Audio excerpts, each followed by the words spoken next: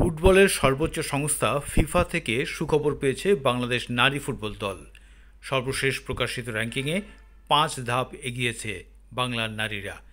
এই অর্জন জর্ডানের ত্রিদেশীয় টুর্নামেন্টেরই স্বীকৃতি।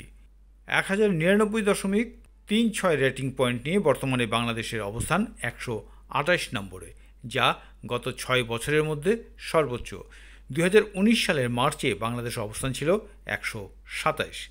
জর্ডানে ত্রিদেশীয় টুর্নামেন্টে শুরুর সময় বাংলাদেশের অবস্থান ছিল ১৩৩ নম্বরে।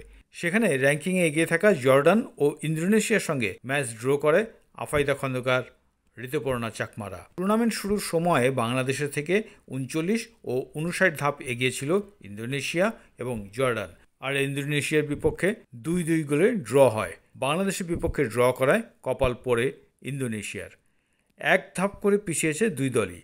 ইন্দোনেশিয়া ৯৫ র্যাঙ্কিংয়ের বিপরীতে জর্ডানের ৭৫। দেশের নারী ফুটবলের ইতিহাসে এখন পর্যন্ত সর্বোচ্চ র্যাঙ্কিং ১০০। ২০১৩ ও ২০১৭ সালে দুইবার ঠিক ১০০ নম্বরে উঠেছিল বাংলাদেশ।